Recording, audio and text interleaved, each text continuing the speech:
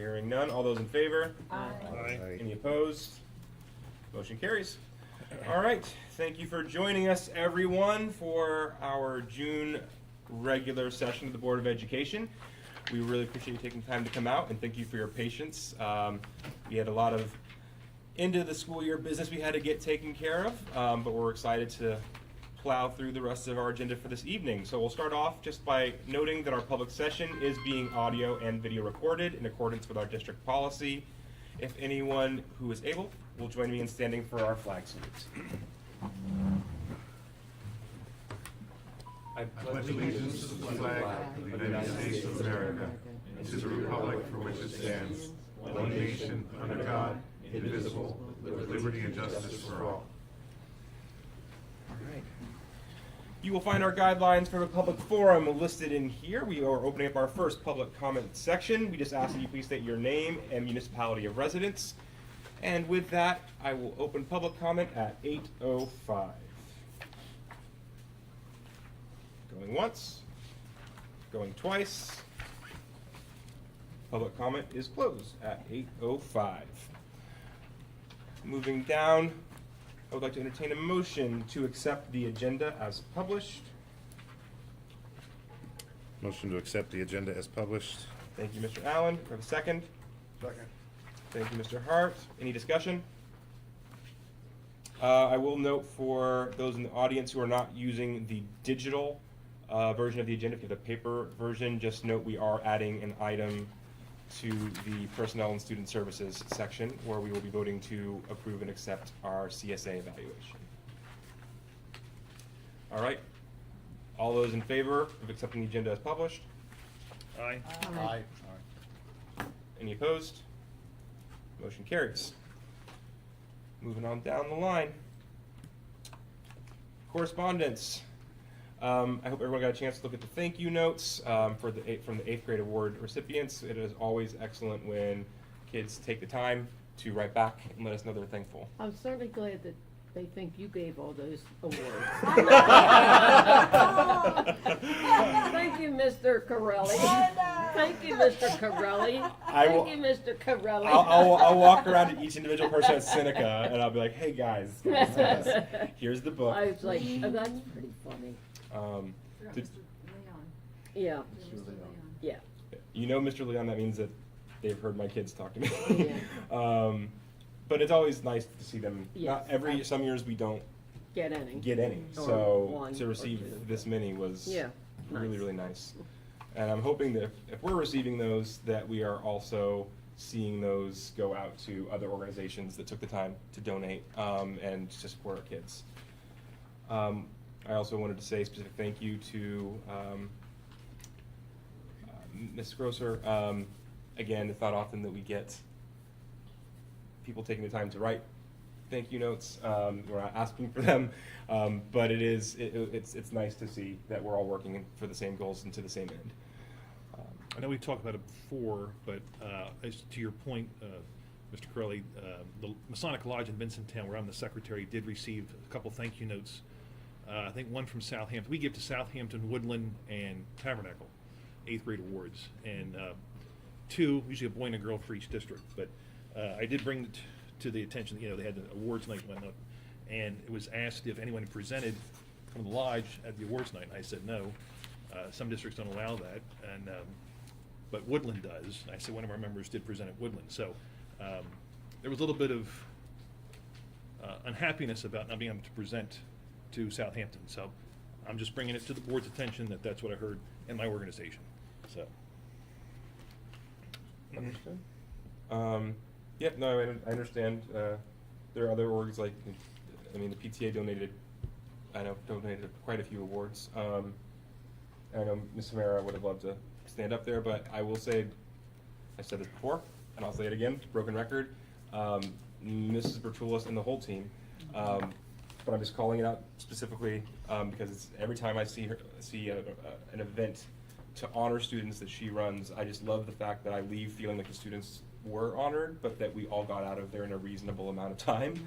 The 8th grade graduation was miraculous in terms of getting everyone recognized feeling seen, good picture-taking opportunities for parents, but still getting out of there in rapid fashion. It is not the same in other schools. So I'm appreciative of that. I'm sure part of that is by not having multiple presenters. So while it would be nice to allow organizations to get a chance to hand those awards directly, I understand that. I do appreciate the fact that afterwards, at least, there's the opportunity to get pictures with the award recipients. I know the PTA has done that, so there is always that opportunity as well. Okay. If I could just get a side note on everybody else, I couldn't read Mrs. Grosser's thank you note. It did not come through on the Yeah, PDF. Very it's light. so light. It's very light. You can read. I thought it was a blank, I'm like, why did they copy a blank piece of paper and went, oh, there is something there. I can't blow it up enough for my blind eyes to see, so. Mr. Corelli and board, thank you for recognizing me as Employee of the Month and the generous gift. I am truly honored and grateful for your support.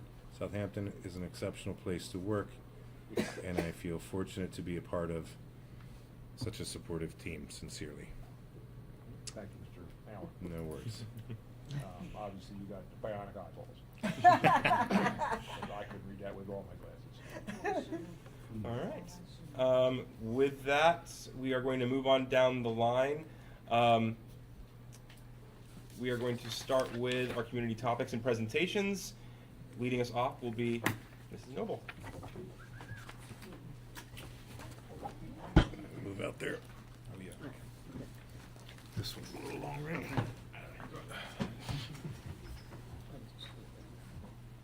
Sorry, but I'm gonna get out.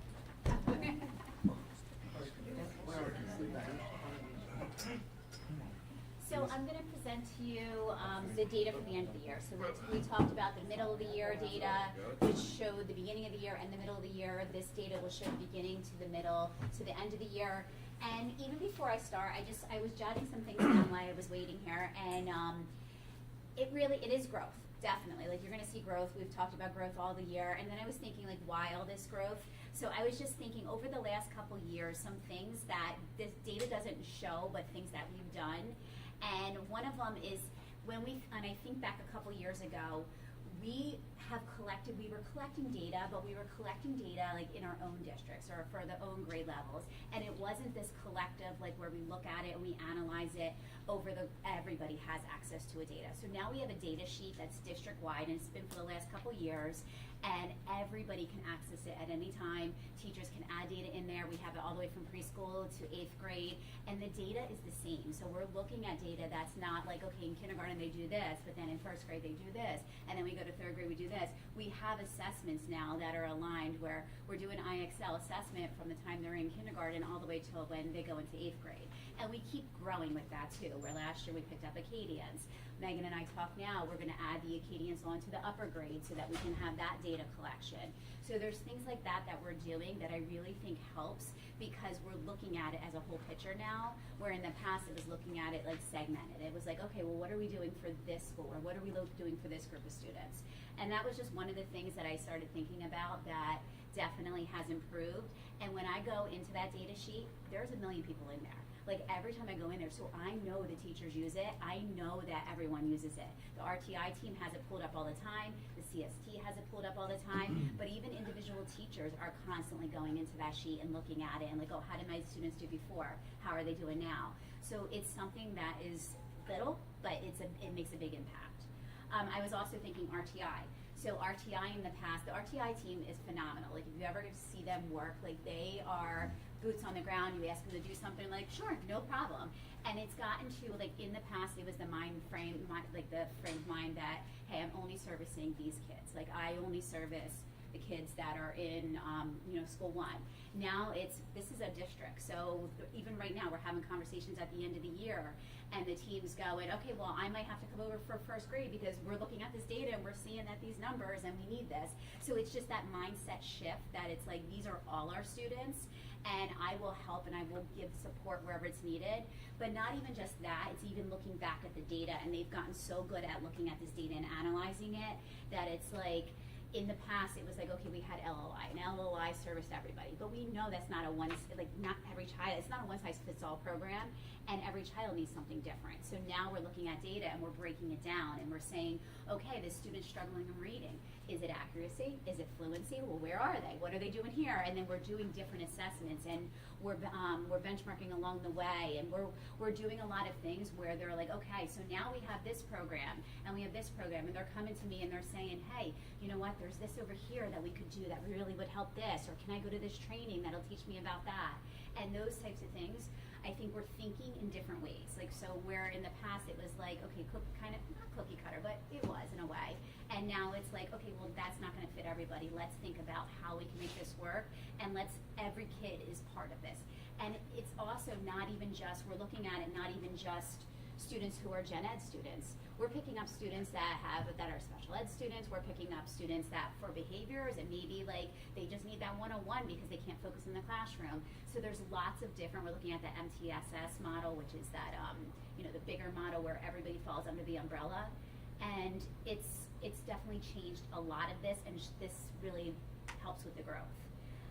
Another thing I was thinking of is, along those same lines, is not only is the RTI team is not just doing the students, we're also meeting with grade level teams, and everybody's in on it. So like when we look at the data, we're looking at the data collectively as a whole. So we're the RTI team, the administrators, the teachers, the grade level teachers are all getting together and going, okay, where's our low students? What are we gonna do for them? Where's our high students? What are we gonna do for them? All right, I'll take these students. We have this RTI period, K through 5. All right, you know what? I'm gonna take the students just in 3rd grade. I'll take the students who are the high flyers for math because I have these ideas that I can do, or I learned this in some of my classes that I can run with this. So we have those conversations going on now, and that's been in the last couple of years as well. And then PD, like was my last thing I was thinking of, is that a lot of the PD that we're doing is intentional. It's not just PD for the sake of doing it PD. Like we're using the data, and that's driving what we choose. All the PD lined up for next year is not just because we've seen good presenters and we want to bring them into the school. I mean, that's wonderful, but it really needs to be in line with what do our students need, where are we as a district, and what will help our students and our teachers grow.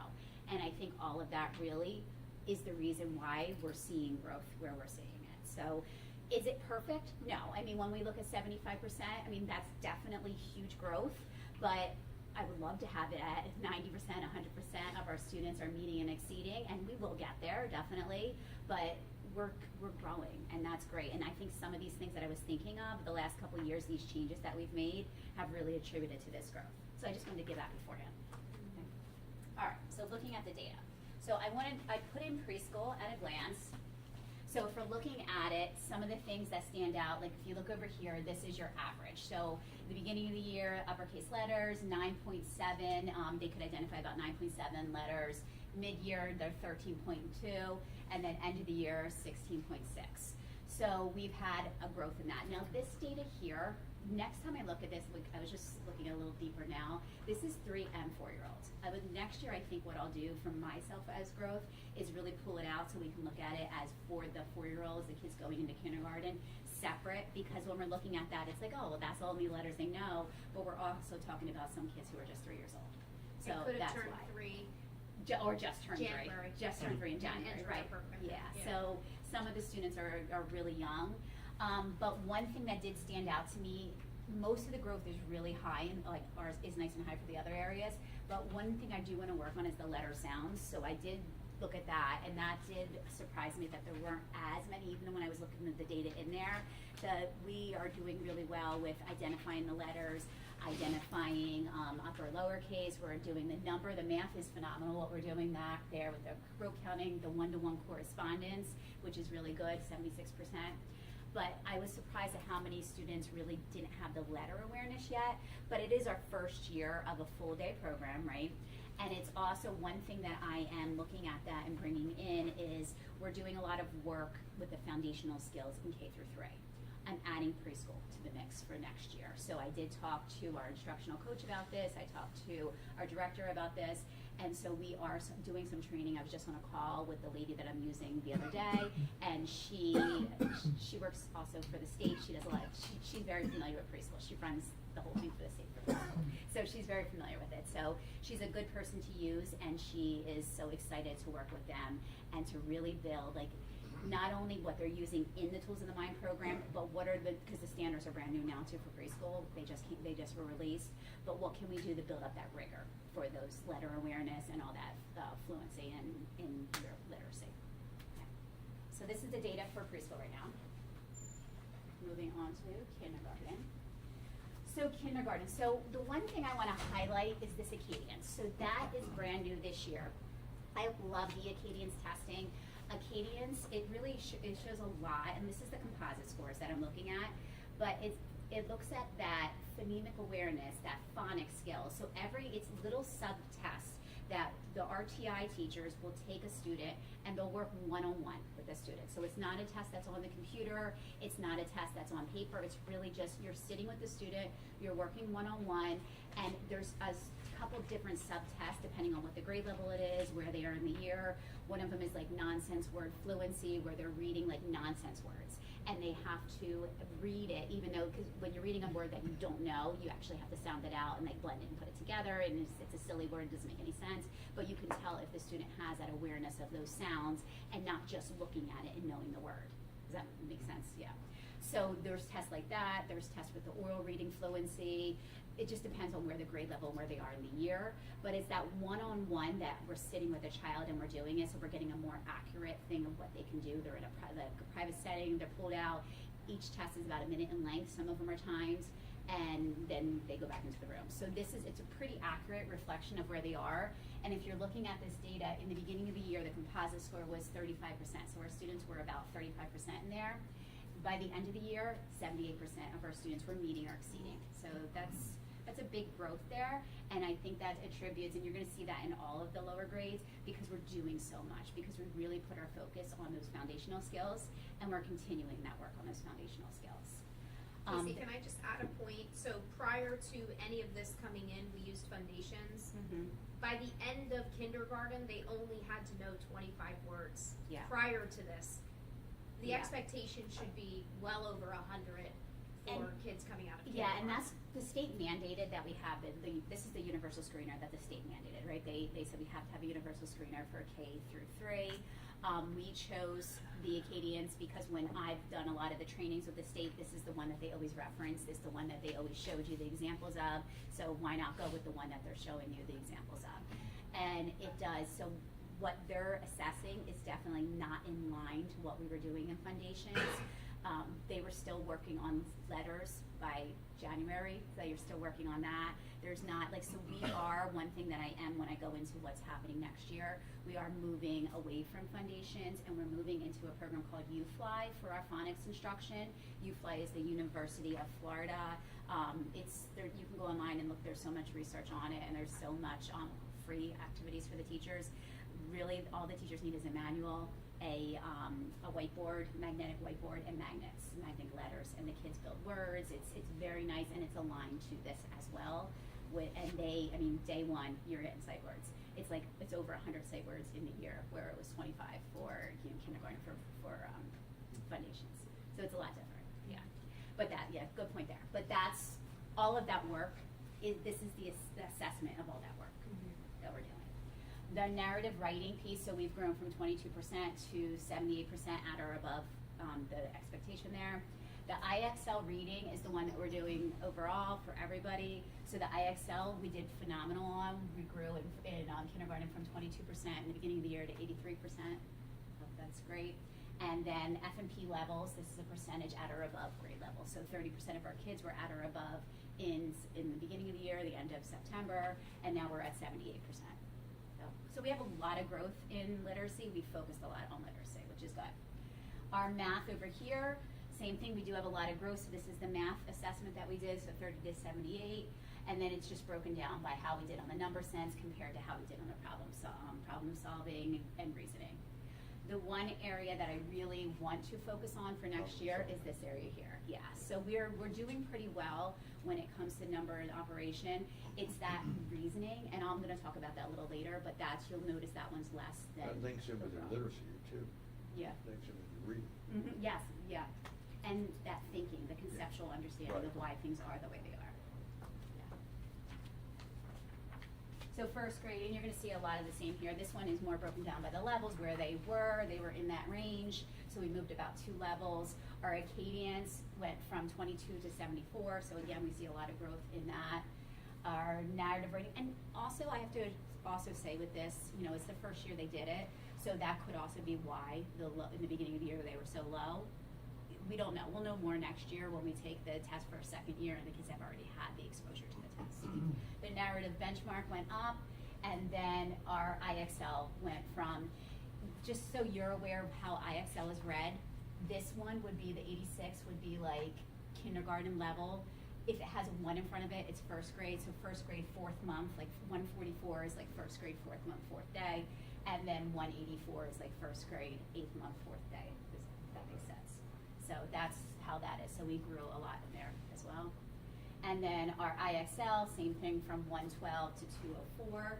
So 204 is really like where you would expect them at the end of the year. So we're at grade level. So we want them at 2 by the end of the year, and that's the average. So we're looking at averages here. Then we broke it apart by the fluency, and then our number sense, and then here's our students at or above. So we're doing a lot of growth. Second grade, you can see the same thing. All of it is the growth.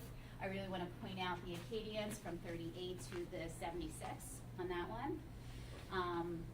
The writing, again, the IXL score from 204 at the beginning of the year, which is an average score at the beginning of the year, to 340, so third grade, 4th month is the average score, yeah. So we're doing well. And then same thing we have the math, the 210 to the 308, so we're where we want them to be at the end, yes. So if they are at 304, obviously already at 3rd grade level, when they're retested in 3rd grade, do you expect to drop off over the summer? It shouldn't be too much, really. I mean, for the drop, you mean a big drastic drop off? Well, would you There's say, gonna be would some, you say there's they would always slide back to some. like 2 something, or stay at 3? Like what would be your expectation there? I mean, some of them slide, some kids stay. It depends what they're doing. So you would think the 304 would? I think they should be around that. Yeah. Yeah, they should be around that at the start of the year. They shouldn't drop off that much. It's funny, I literally have your summer slide because Yeah. I was wondering the same thing. Mhm. I think it would be beneficial, not just for teachers and RTI and planning, I think it would be invaluable to parents to be able to say, this is what it looks like, this is what the drop looks like from the Mhm. summer. Because we're going to be getting the literacy screeners as parents, right? Yep. So Mhm. if there's a way that we can maybe highlight those who have a more drastic slide to say, hey, you prepared to put in some extra supports and work. Offer Yeah. a non-mandatory Khan Academy style free thing that you can do to keep your kids sharp if the Yeah. parents are so inclined. Yeah, that would be good. Some resources for the summer. I mean, yeah, we can Children's definitely- Library is doing writing workshops all summer, they're doing Yeah. like, it's, Yeah. there's So opportunities. put together something for that, that's great, yeah, can definitely do that. So yeah, we have the same math fluency, the number sense, and then the at or above, so that went from 38 to 76.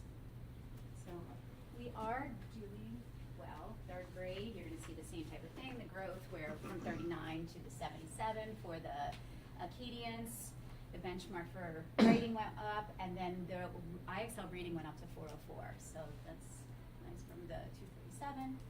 And then same thing we're around the same for our math for our IXL, and then breaking up the differences in there, and then the at or above level, we have 77% of students.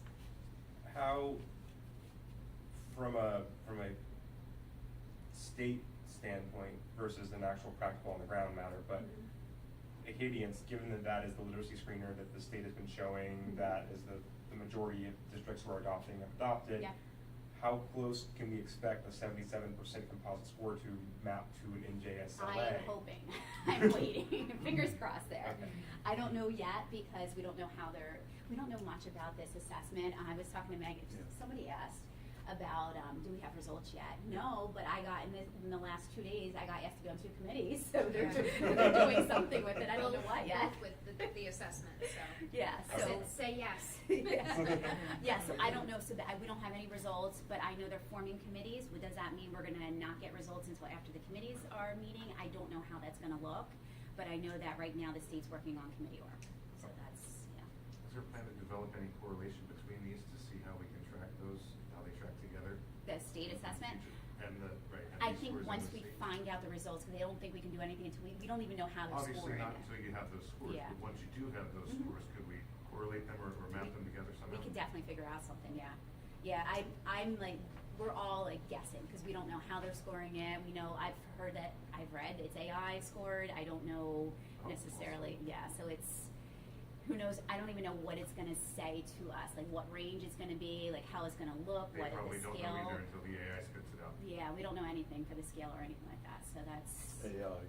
yeah, yeah. So for some of it, I mean, some of it is manual score. Some of like it's the- read, Yeah, yeah. some of it's read. But, Good. Writing pieces. yeah. So that's the hard question, because we don't know the answer of what it's gonna look like. I don't know how it's coming to us. I'll know more when I'm on the committee work, but. Right, I mean, AI is gonna do more comprehensive than Scantrons. I'm Yeah. just saying, like. So here's fourth grade. So when we move up to fourth grade, we went from a 350 to a 602 Wow. for our IXL. So we really, Good. yeah, so our average Good. score is really, is high on That's that. good. It's really good. And then the writing, same thing, went to a Yeah. 614 for the grammar part of it. 5, 7, Yeah. and 8, 9. Yeah, so we're good. Yeah, so this is the reading comprehension, so I kind of broke that up. The difference here with this, just these two levels here, not everybody in fourth and fifth grade are doing the benchmark assessment. So they are doing these two, they are doing the IXL, but for the F&P, it's really for students who are below level, because we're using it for our RTI. So any Right. students who like at level or below, if they're like way ahead, we weren't doing those Right. students because they're already at Yeah. grade level, and we're not, there was no purpose for it, because Right. when they move into middle school, they're not using it. Skewed it. Yeah, So so that- that's why these results, they're doing well, but they're not all the collective student, all the students. Are these results developed as an average? Yes, yes, they're averages. So it's not immediately average 602. That means some kids were doing what, Yes, right? that we're doing really well, yes. There's some gifted Yes. children in that. Oh, yes, absolutely. cadre. If the average was 602. The averages, You know, yes, yes, that's the average. Right, so the average, this grade level did really well in the Yeah. IXL scores, yes. Same thing, they did better, I mean, they did well here in the math, but they did a lot better in the reading. So they're, whatever they did for reading this year in that fourth grade, their average is that high, Wow. yes. So that's good. And then this is the math here, so from 344 to But the they're- 521. That's not bad. That, no, that's where not we want bad. them to be, yeah, Pretty so. good. Mhm. And then they're doing well overall, and then we went from the Yeah. benchmark to 70% students. You may have already done this, but because, and maybe I'm being ahead, because you did this for us last time, Mhm. can we map this to co-teaching settings? Yeah, I didn't do it this time, but I can do that, yes. Very Yeah, good. I can look at that. how high theoretically do the numbers go? The numbers can go up, so they can So go up to 1200? 9, yeah, 12, exactly, yes. And then, do they use this through high school? They could, yes. So it could go higher than 12? I think it caps, I've never looked at the highest that it goes, I'd have to look Just at that. curious, yeah. But I know some of our eighth graders at like 10 something, and yeah, so it does go higher. Yes. And then the fifth grade scores, so fifth grade, again, is doing really well with the language arts. You know, they're at the 700 level. And then 81% of our students Yeah. are at or above benchmark for That's good. reading, so that's very good. And then for the, they're right where we want them to be for math. That's good. So they're right at that level at 85%. Good. Yeah, 1,300 is what it caps at. 1,300. you. Alright, sixth grade growth. Sixth grade, the only students who are doing the F&P are students that are in the small group instructions that the teachers wanted for different leveling and different purposes. So I did add that on here, but it doesn't, most students are not using the F&P level for that. But then for the IXL they are, so we're at we're above grade level, a little above grade level there. And then same thing for the language, is just right where we want them to be. And then 70% students at or above. So not as high growth as we saw in the fourth and fifth grade, but we still do see that growth there. And then for the math, it's 680, so they're kind of right there for it. 72%, 66%, and then 64% are at or above. So third and fifth grade were basically problem But grades. these are the kids that, right, so Right. that was last year's Last data. year's data. Correct. So we're looking at that fifth grade that we're worried this is that group. Sixth That's grade. that. Yes. That's that group. That's that group that did poorly last year on the That's NGSLA. good. I mean, as we went from fourth grade level catching up to. But that's Right. what I'm sixth looking Yeah. at, because now we're talking about fourth and sixth grade, and the Mhm. fourth grade was the one that was averaging out to sixth grade. Yeah. That's a huge difference. Yeah. Yeah, right, so the data we looked at that we said they were below, or they were right there, were this year's fifth and sixth grade. Yeah. So this is one of the groups. Right, they were the COVID kids. Mhm. But it's only the F and P, just to clarify, the literacy, it's only that top line. Only was- that top was line that reduced very to the small limited group, students but are the doing. numbers before, The below rest that. of it, everybody's Okay. doing, yes, yeah. Yeah, these are the students, my daughter's president of her class, and she was just doing a speech for sixth grade, saying that like they were the COVID students, they were kindergarten when Yeah. their year was shut down, so this is that group of students there.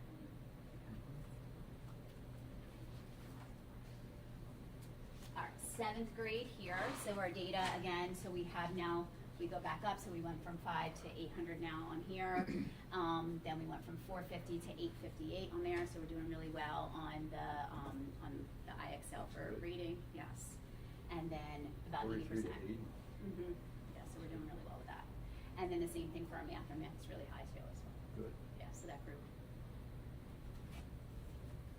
And then our last group here is eighth grade growth.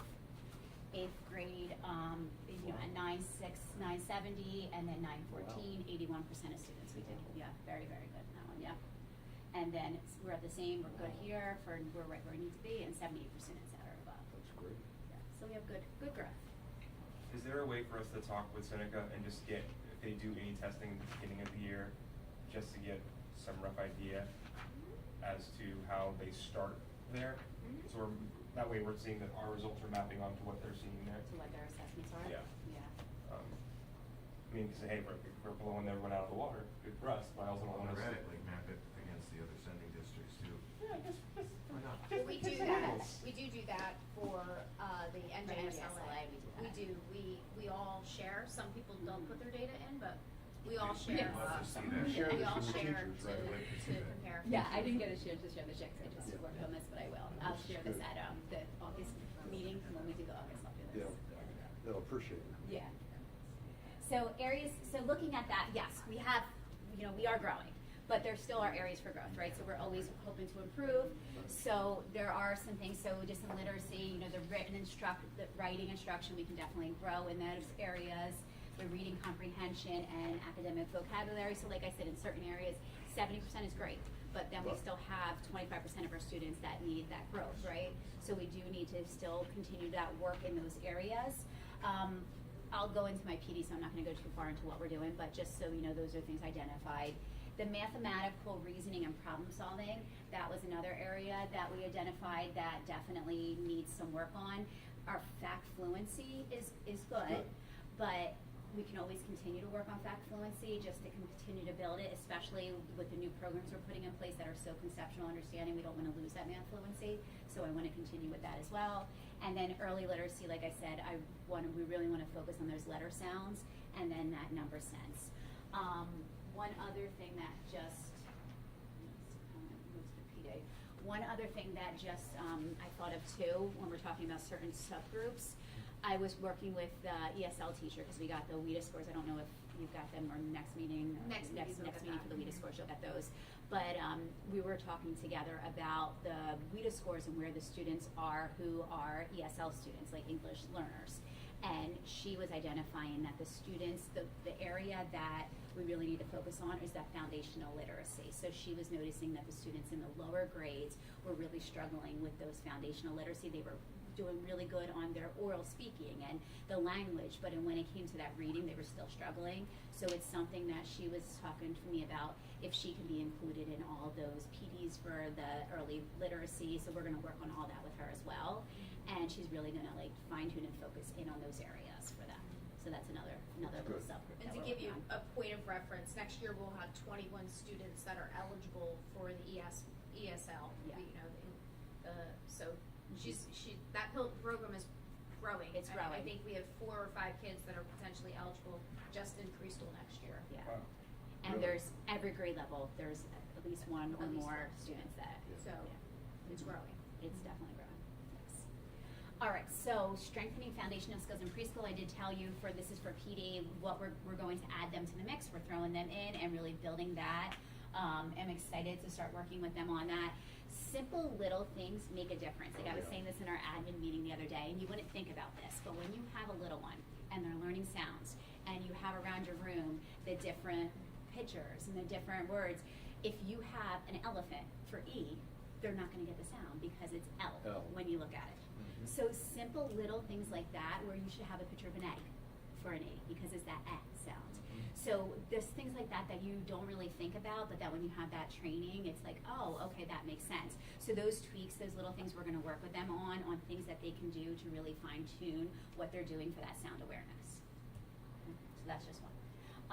The higher levels is another area that I want to work on, because we are doing, we're using school-wide, but a program is a program, right? So a program is not everything. We really have to look at standards when we're teaching instruction, because there's not a single program out there that has everything that we need. There's nothing that a teacher can open and say, hey, this meets every single standard and I can teach it cover to cover and I'm going to hit every student, because we know that's not possible. So there are students, and like we said, that one cohort, that 5th to 6th grade cohort, right? They're still students that struggle. So, and there's students in every grade level. When we look at 75%, there's 25% of students that aren't in that area, so they're struggling. So we have to still do something for them. So I do want to give that PD of what do we do for those students. So that's really like our vocabulary development. How do you catch students, the small group instruction, the different novels you're using, the different ways you're roping students in to get them to still want to read, because you don't want to lose them. If they don't learn to read when they're young and they get older, that's when they start hating reading, and we don't want that happening. So building that PD there, we're going to do some work with the upper elementary and the middle school teachers on that instruction there.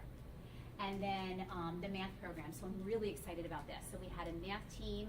I don't know how much information you have about the whole math, the way that we did the math this year, but the math team got together. We had somebody from every single grade level. We looked at different programs. We brought them to the table. We looked at them. We had calls with different representatives. And then we were able to go out and visit schools. So we went out and we visited different schools and we saw the programs in action.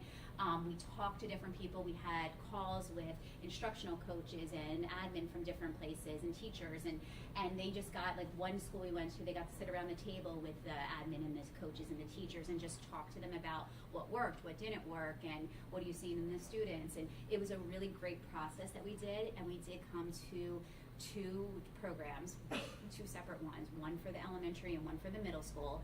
And the reason they did 2 separate was, and this is even coming from the middle school teachers, that elementary teachers, we really wanted them building on that conceptual knowledge. We really want them to understand why they do it, because if they can understand the why of math, when you get into that higher level math, you're going to understand it more. Because if you just do that rote procedure and you don't really learn the rote procedure when you're younger, you're not going to understand when it builds on each other. You're going to struggle and it's going to fall apart on you. So that's why we want to build that conceptual understanding. And then for the middle school, they wanted something that was more traditional approach, that they could still use the building thinking classroom minds, because that's the philosophy they use for teaching, but that it would also transfer into Seneca. So something that would be more aligned to where they're moving in the future for Seneca. So that's why there's 2 different programs there, but we're excited, and we're only piloting it for a year. So both programs, we have 1 year, so I told them I want to do a true pilot. So I want to continue to meet with the committee. I want to see how things are going. They have PD, they have intense PD for the elementary grades, where they're coming in. We're using a company that originated in Spain, okay? So it's called Innovamat Thinking Math. They originated in Spain. They're across 19 countries now, I believe. They've moved in recently into the U.S. They are totally on the philosophy. They're math people.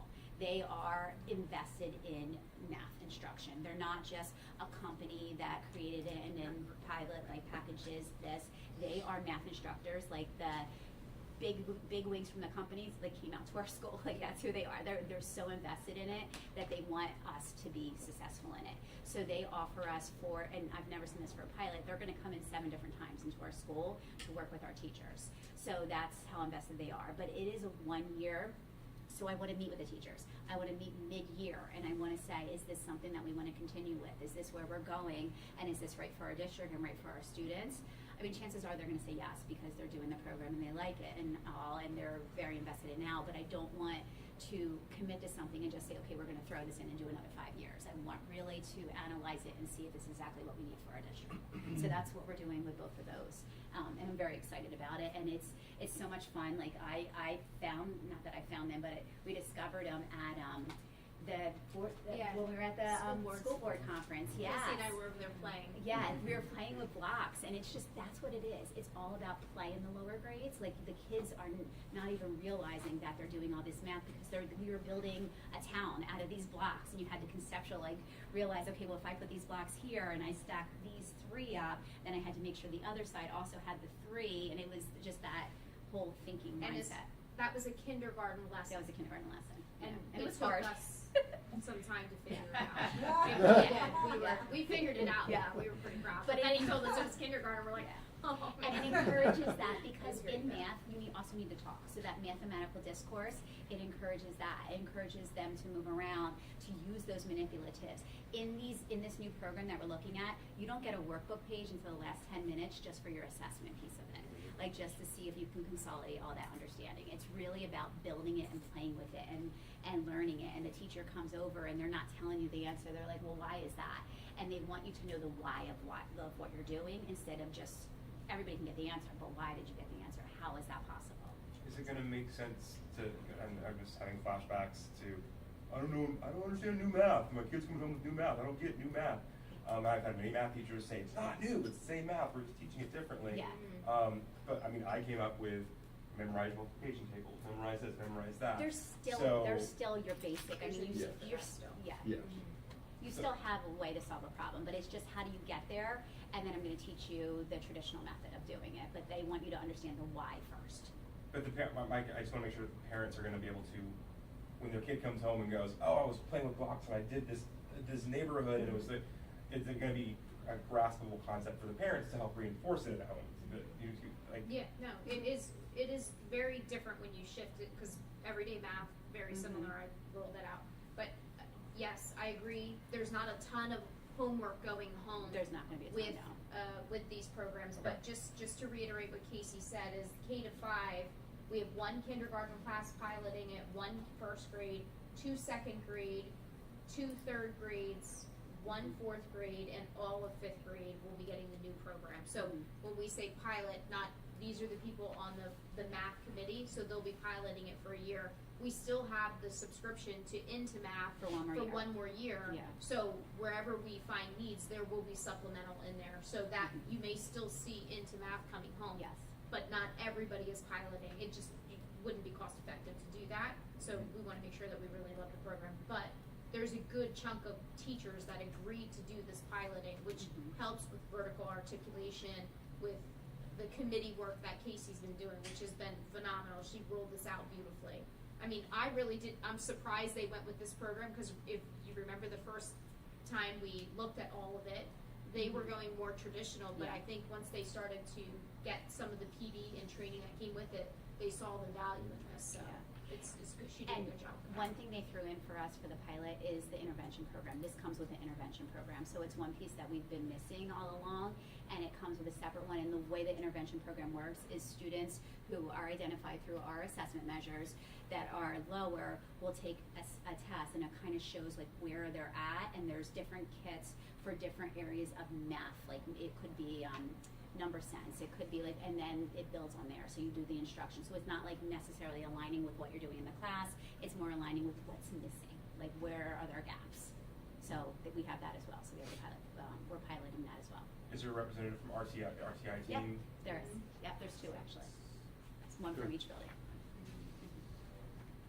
Yeah, and then strengthening science, so our science is the Open SciEd model. We've done some training on it. We're gonna continue that. We went from whole group training last year, so now I do use somebody from Rutgers. She's gonna be coming in and doing model lessons in the classrooms to really get the teachers moving with that. This also is conceptual understanding. This is building that mindset of that thinking of like, why is science the way it is? Why is the sky blue? We know the sky's blue, but why is it? And so understanding all that as well. Okay. It's very much lab-based. Open SciEd is very much lab-based. It's a really cool program. I sat in it was an 8th grade class, and the whole lesson was they were doctors, and they were looking at the complaint of the initial complaint. Then they looked at x-rays, so it took them through the whole thing, and then the treatment piece, and what did you notice, what do you think could have happened, why was the foot swollen, what did the x-ray look like. They were literally almost, you would have loved it, Russ. They were acting as if they were doctors through the whole lab. And at the end, and that was in an 8th grade class, and they were engaged. Good. 8th grade kids were talking to each other, were engaged, and it was a small group, so it was kind of cool. It was. Yeah. I like that program a lot. Yeah. Good. And it's also one of those things where, we went to some training, because our school, like across New Jersey a couple years ago, everybody was really, the first year we took the science test, we all flopped, right? Yeah. So we went to these trainings, and it's also the only program that the state says is totally aligned to the standards. So it is the only one. Open Syed is a open platform online that teachers and educators created, and then different companies picked it up and packaged it. So right now, when you're looking at new science programs, they're typically all Open Syed, but they're just packaged by different companies. So, but that's what that is. So there we go. So end of the year data, growth is the big thing. Still have a lot of areas to work on, but we are getting there, and we're growing, and I'm excited. Thank you. Thank you. Anyone, board members, any questions for Ms. Noble? I just have a question, not as much about the assessment, but I believe the state, did they approve handwriting to be brought back into the classroom? Yeah. When is that story? We've been doing it. We've been doing it. We've never stopped doing it, so we have handwriting books. But the only difference is we only used to do it till 4th grade. Now we're doing it to 5th grade. So 4th and 5th. It's up to 5th grade. It's required to 5th grade. Good. Yeah. Yeah. So we're ordering 5th grade books for this Well, year. that's what I thought too, but No, okay. it did stop for a period of time with my son. It's been in here since I came in. Yeah. We when I came in, we brought handwriting with tears, handwriting without tears in immediately. Yeah. Oh, good. Yeah. The last couple of years we've been doing it, so I don't know what happened in the past, but we've been Yeah, doing there it. is some kids who cannot sign their name. I agree. Oh, I've seen that too. I have a 22-year-old. I have- Yeah. One person, That's mine. one person gave me a check, doesn't even sign his name on the check, it's all Any printed. other questions? Public questions? Casey has to go because she has to pick her daughter up at 9. But I really can't brag on the work that Casey has done enough. She has done a phenomenal job. She is a real asset to the curriculum. It's a lot of work. It's a lot of prepping, planning, and everything needs to overlap. We can't just talk about things in isolation, and Casey does an excellent job of overlapping those things. Science, math, all of it. Go. Good job, Casey. Thank you so much. Thank you, guys. Thank you. And the proof is in the pudding. I mean, the numbers are going where it's supposed to go. All right, I appreciate it. Thank you, guys. Bye, Casey. Good night. All right. Oh, this calendar. I get the same calendar every year. It's Amazon.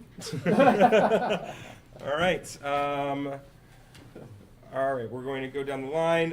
The Southampton PTA, Ms. Regina Hamera, the president of the PTA, is taking a well-earned vacation, so she is not here this evening. But on her behalf, I will just pass along that she wanted to say thank you to the school community for all their support this year. This was the first year where the PTA was able to provide some level of celebration for every single transitionary grade in the entire school district, not just 8th grade. So of course 8th grade had a great time with their dinner dance and their awards and their picnic. It was a lot of fun. But we also were able to celebrate our 5th graders with the 5th grade bash moving into 6th grade, the 3rd graders moving to school 2. For the first time had a celebration as well that school 1 did a ton of work on as well. And that was a great opportunity for them to work with the PTA. And then pre-K moving into kindergarten, that was exceptionally cute. And there was celebrations there as well. So it was nice to be able to support all the kids across the whole district. And she also wanted me to send a special thank you out to the Board of Ed for all of their help and support, to the administration for their support and communication, but also to the community, which has really come forward in the past few months to help out a lot in more than previous years. As an example of that, the 8th grade picnic, normally you have to raise a lot of money for that. We had a local shop who, because I'm wearing 2 hats right now, I won't say the name, but you can find it online. They donated all of the food. they didn't charge, it wasn't a discount, they were like, no, we're gonna feed the kids. And that's not something that's happened in the past. So, thanks to the community for supporting them as well. We also have our wonderful deputy mayor with us. And so we've been doing our township check-in during our community topics and presentations. So I'll hand it on over. Okay. What we got here? Okay. It's been a long night. Evening, Elizabeth Russell, Southampton Township.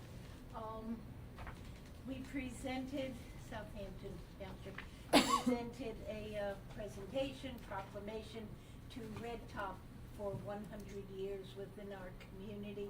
That was at our last meeting. The library is having a fundraiser at Red Top on July 17th. So if you're in the area and you want to drink, go ahead. I had attended the awards ceremony, absolutely great. And I know it's just usually parents and things like that, but it's a shame more people don't come. It's great to see the kids dressed up. It's so totally different. Southampton Township was part of the Burlington County 250th celebration in Mount Holly on June 14th. We had taken a couple tables. We were there from 1 to 6, met lots of people, and it was a great day all around. Thousands of people came, up and down the street. Let's see. Thank you to the third grade students who participated in the Memorial Day Parade. And I know our mayor has talked about wanting to encourage more collaboration with the school, and the community. Okay, July 11th, 6 o'clock, we have activities. There'll be a presentation for the volunteer of the year, and then at 9 o'clock, we have fireworks. Okay. And the last thing, the mayor and I usually sit on Fridays at the municipal building from 12 to 3 in case anyone wants to stop by. It's just a great opportunity to talk one-on-one, whatever. Okay, so, do you have any questions for me? No? Have a great summer, and I'll see you in August. Thank you. And the fireworks, it's gonna be at the municipal. The building, right? fireworks are at Or Red the- Lion. At Red the Lion Lion, Fields. okay. At Red Lion. Mhm. Yeah, everything is there. Thank you. Thank you, Deputy Mayor. Okay, moving up, we have a recess listed here. Does anyone on the board need a recess, or can we move on down the line? USA game's coming on, man. Okay, we're moving on down the line. Again, I'm thankful for our committee of the whole structure, because most of this we have gone over ad infinitum at the last session. Due to that, we are going to keep proceeding with consent agendas, meaning we're going to go through each section. We'll make the motions. If you have questions, you can raise it during discussion, but we're not going to go through each individual item. Starting with the board secretary report, as is found here. Mr. Corelli? Yes. You skipped the approval of minutes. Did I scroll? Oh, yes, I did. My sincerest apologies. I'm trying to go too quick. I would like to entertain a motion to approve the May 21st, 2026 work session executive session minutes and the May 28th, 2026 regular session executive session minutes. Make a motion. Thank you, Mrs. Wright. Do I have a second? Second. Thank you, Mrs. Roseborough. Any discussion? Hearing none, roll call vote, please. Mrs. Wright, Yes. Mr. Donner, Yes. Mr. Hart, Yes. Mr. Hicks. Yes. Mr. Allen, Yes. Mrs. Roseborough. Yes. Mr. Hahn. Yes. Mr. Crowley. Yes, motion carries. Now, moving on to our board secretary reports. I would like to entertain a motion to approve the board secretary reports, items 8B through 8K as listed.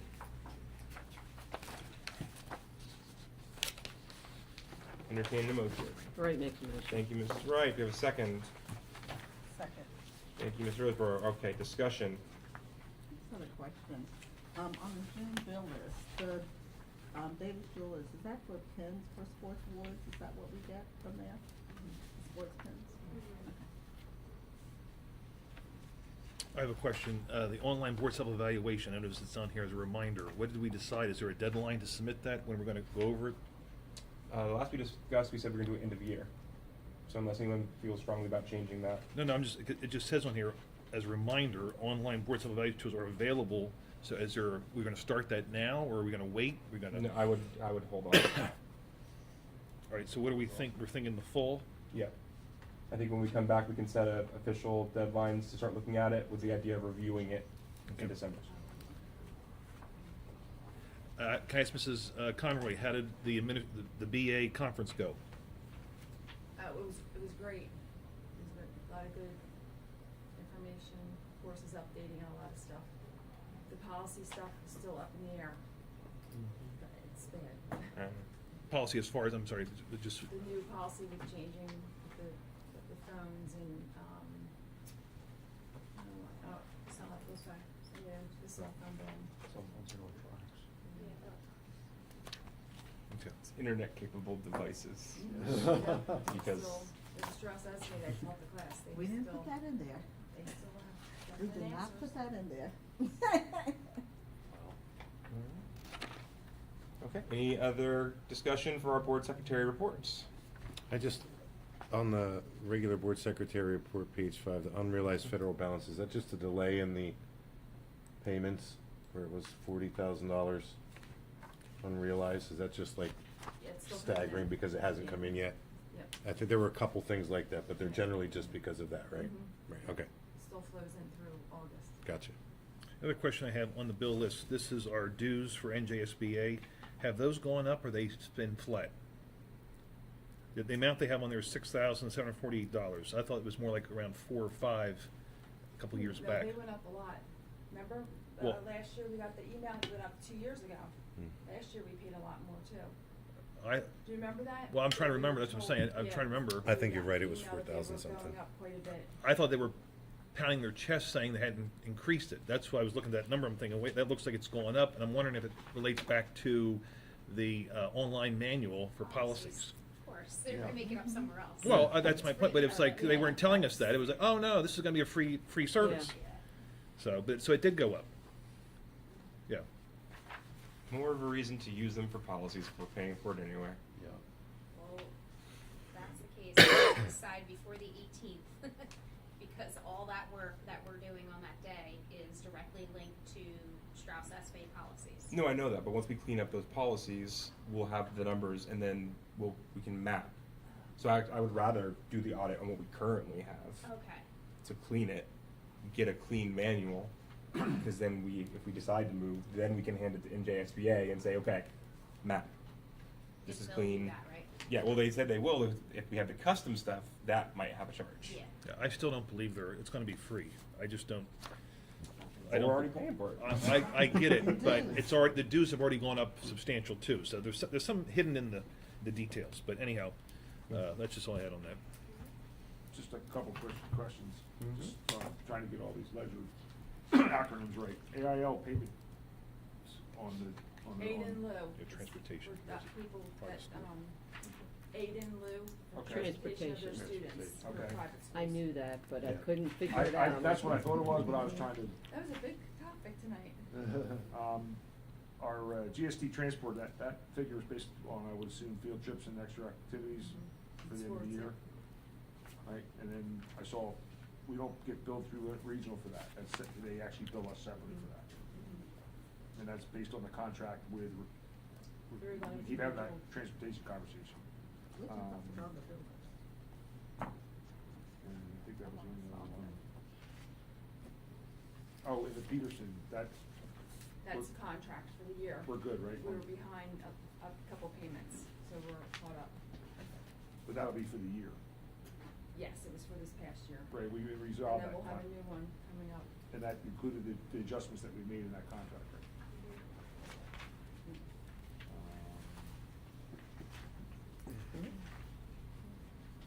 That was it? Nope. Any other discussion? What did we decide with the NJSBA conference? Are we in resort? Where we end up getting it? Caesar's, I know our Ocean was booked. I get that. we're at Caesar's is up right now. We're on the waiting list for Ocean Okay. and for, Hard Rock.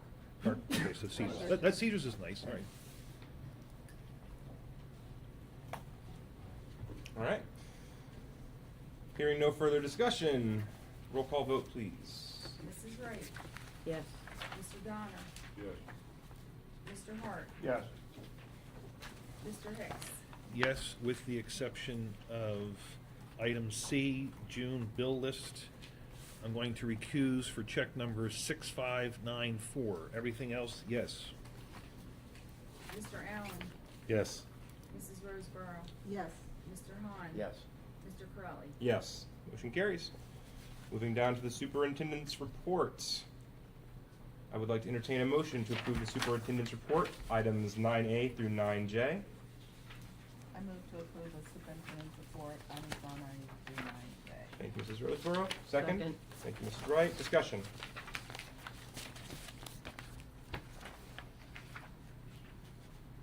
Hearing none, roll call vote, please.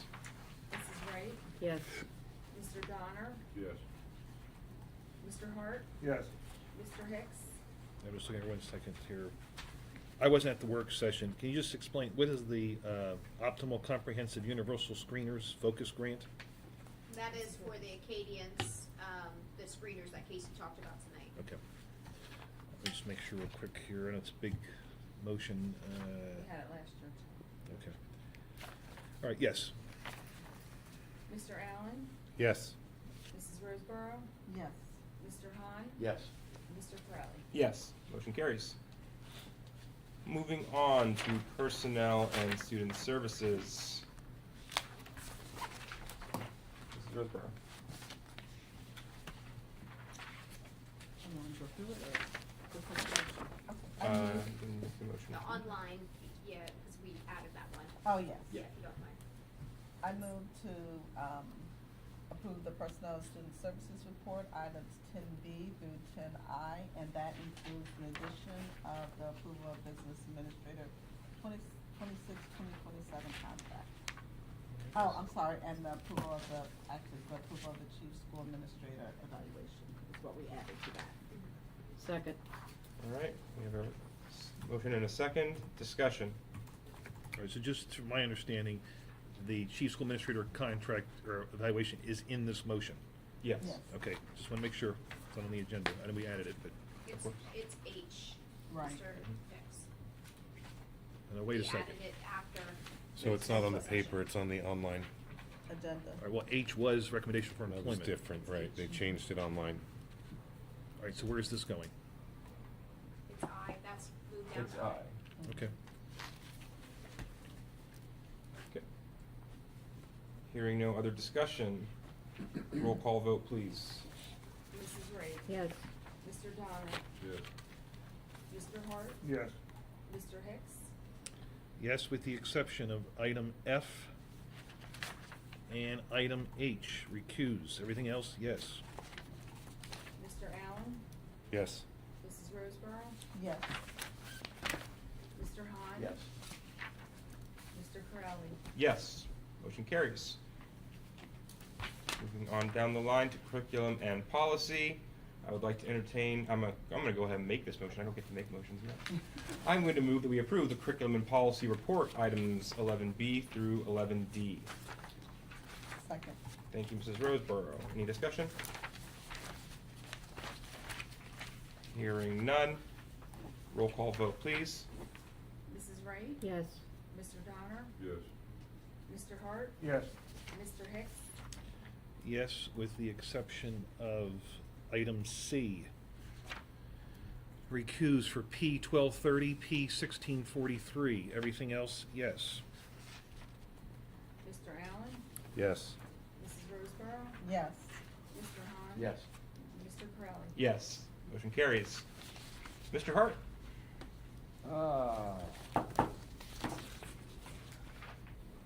We approve our maintenance reserve withdrawal. We cover the required maintenance. The preschool expansion approval, 1.7979300. Approval of the new contract with the Diligent Community Board Docs. Some discussion here about that. Approval of the BZA GIF resolution to apply the gift surplus funds for the 2026-27 school year in the amount of $14,295. Approval to renew the energy savings and maintenance agreement with Peterson Services for 2026-2027. Make a motion to approve all items A through F. Mr. Hart makes the motion. A second. Thank you, Mr. Allen. Any discussion? Yeah, what are we using the insurance fund for? Next year. Oh, The diff? for our insurance, we'll take it off the balance that we owe for the next year, 26, 27. Oh, okay, Yeah, there's a little surplus now. okay. Does that maintenance contract include little things like the condensation line that's just dumping on the asphalt and things like that? Do they fix stuff like that with it? It's filters, it's service. On and off with the boilers, Yeah. HVAC, Opening, chillers. I'm shutting down. What do you? Well, like there's a condensation line out there now that just dumps on the asphalt with a couple bricks on it in the middle of the blacktop. Was that part of the construction maybe? Yeah, there's Just a something going temporary on. thing? I Yeah, don't think yeah. it's temporary, it's not permanent, yeah. So just straight maintenance, there's no, it's like warranty work, or is it, if it breaks down, it's a separate call? It's starting up the boilers, starting up the chillers, Okay. filters, general maintenance, all, it's, obviously it's labor and maintenance. That's a standard contract. The GIF, item E, what is our annual premium for the GIF? About 145,000. Okay, thank you. The Peterson, I know I didn't get a chance to connect with Mr. I have a response for you. Thank you. But that is included in this agreement. No, that is. It's separate. That is separate. Excellent. Okay. Any other discussion? Hearing none, roll call vote, please. Mrs. Wright? Yes. Mr. Donner? Yes. Mr. Hart? Yes. Mr. Hicks? Yes. Mr. Allen? Yes. Mrs. Roseborough? Yes. Mr. Hahn? Yes. Mr. Corelli? Yes, motion carries. Moving on down to public relations. The 8th grade graduation was held on June 16th. Thank you to all the board members who came out to celebrate our kids as they transition over to Seneca. It was a wonderful ceremony. I do just want to say thank you to our administrators. That is a well-oiled machine in terms of getting everyone in, recognized, and out. I know parents, speaking as one, are appreciative, but it was still great that everyone gets a moment and still gets acknowledged. And I just want to point out, this is the first time I've been up shaking hands with our 8th graders, and for those who are curious, everyone has firm, great handshakes. I will say the ladies beat the boys when it comes to assertiveness. They killed it at the award ceremony and killed it shaking hands. So I doffed my cap to them. But it was a great ceremony. Anyone else who was in attendance, if you have anything you wanted to add? I thought it looked great with the gowns that they wear again. That's terrific, and I enjoyed the shoes as they went by also. But it was really nice. The kids did a great job. They did. They were The, well behaved. staff did a They wonderful were very job. proud. Very, very nice. So. It amazed me that they were able to get the awards and stand there, take the picture, and move on. Like, it was Right. like clockwork, so every parent they- still had It an was very opportunity good. They to get didn't their have to picture practice in. as many times as we had it scheduled, and during their one practice, that's when the fog machine went off. So they had a fire alarm, and Yeah. they still got it. Good. So they did a nice job. We They were did. laughing. We're like, They this did. group was a great group of 8th graders. It was. Really nice kids. Really just very nice. I mean, I got 2 years to know them, so I felt like I knew more of them than the prior years, but really nice group of kids. Seneca's very lucky to get them. All right. Moving on down the line, technology. Well, Mr. Bogey, why don't you tell us about Vegas? So, All right, now you gotta Was step that up room here, worth man. $615 a night? absolutely, I took plenty of photos, so I'll include those in the presentation. Long story short, Cliff Notes version of it, very intense, filled with a ton of different knowledge. I was able to meet with a bunch of different K-12 schools, like internationally too, Canada, Australia, hearing what they're doing in remote locations and things like that. Wow. A lot of the feedback I got was from a lot of like the schools that had like 10,000 kids, 12,000 kids, 20 buildings, and telling them all the stuff that we're doing here and how small our team is. They were like blown away by that. They're like, how are you managing all that? How are the wheels staying glued on? And it's just you and another guy. I was like, yeah, making it work. So that was really cool and refreshing to hear. I also met with the VP of SLED for HP, and they basically take care of all the sales on the East Coast. So I met with their 2 VPs and one of their like top engineers in the company, and we were discussing, you know, how the purchasing went, what the plan was over the summer, talking about best practices of how to implement and put out the new hardware. And I'm trying to schedule a meeting with that engineer and our lead tech sales guy to come together and say, hey, like, this is the plan that Dylan and I put together. Is this the best approach to take for that? And if not, what are the best practices that you recommend? The class that I took, the boot camp, that was basically 3 different classes combined into one in just 20 hours. So it was about like 25 lectures, 25 labs, and you had it all, get it all done. But it was really insightful. And I was kind of, you know, it was so much information, I was kind of concerned, like, am I gonna remember everything? And they have a certificate for that class. So I was taking some of the practice tests online, and it was correct answer, correct answer, correct answer. I was like, oh, okay, cool. I can put something out of this. And the biggest thing is, obviously the lift is gonna be heavy from all of our old equipment to the new equipment. So there's not like really a Rosetta Stone out there for a like-to-like transfer. I have actually Dylan working on it. He might have found a tool to help us out. But once we get all that set up in there, this one pane of glass will allow us to look at our access points, our network infrastructure, and it leverages AI heavily. So each day I'll get a report when I log into this dashboard saying like, hey, we're noticing this network issue here or that network issue here. And it will give you recommendations of what you need to do and execute on. And a lot of times it'll actually make the repair for you. So it'll basically look at everything and say like, all right, this is what's going on, we're gonna try to apply this fix. For the access points, which is really rad, is that when they go out at 5 o'clock in the morning to talk to each other, they have a conversation and go, how'd you do the other day? How was your workload? And they try to rebalance everything. So if there's like a ton of traffic in one class, the other access points will be like, yo, I got it. We'll help you out. We'll adjust some of the frequencies and bands, etc. So it's, I mean, a ton of knowledge. So I started working on the presentation, make sure I brain dumped everything in there. So once I get all the pieces together, I'll present to you guys, I'll show you all the pictures, all the knowledge and everything, and it's gonna be good. I'm really looking forward to it. Well worth the price of admission. I mean, the amount of information that people I connected with, it was insane. It blew me away. Another question we talked about during the work session was the access for the controls for the heating system. We were talking about whether they were going through our network connection firewall, open up a port, or do they have their own? So they'll have their own. connection So coming in? basically, they have.